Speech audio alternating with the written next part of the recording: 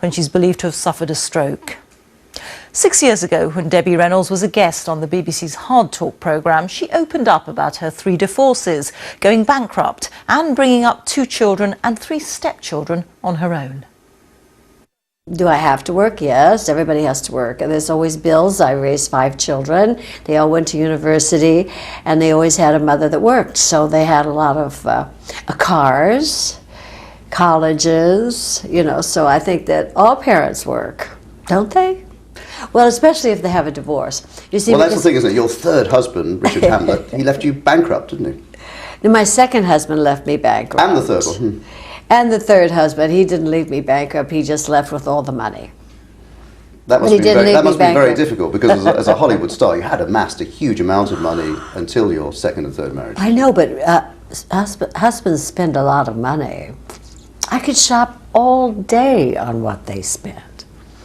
Do you regret that you trusted your husband so much financially, and in the end it just didn't work out, that for one reason or another? In the case of your second husband, he gambled a lot, I think, didn't he? In the case of your third husband, there was a hotel complex investment that didn't work out. As a woman, I have to answer you really honestly that when you fall in love, you don't really ask, is the man in love with me? You really think that he is. Otherwise, you wouldn't get married. You just really do believe. I'm rather Victorian, and I think that if the man says, I love you, Debbie, and I want to marry you and be with you the rest of my life, you must believe him or you wouldn't marry him. I mean, I'm not a complete fool until after the fact, but then I was. Yes, I've been married 3 times. Twice, the second one went bankrupt, and the third one went bankrupt, but he didn't get everything. I mean, he took all the money and ran, but he didn't get everything. And I have great resilience, you know.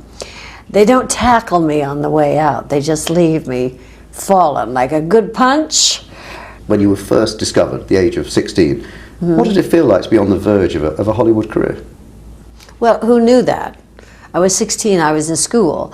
So I entered a local beauty contest just for fun because they gave away a free blouse and scarf. And we were really That's why you did it, because you thought you might win a free blouse and scarf? Well, I mean, a silk scarf.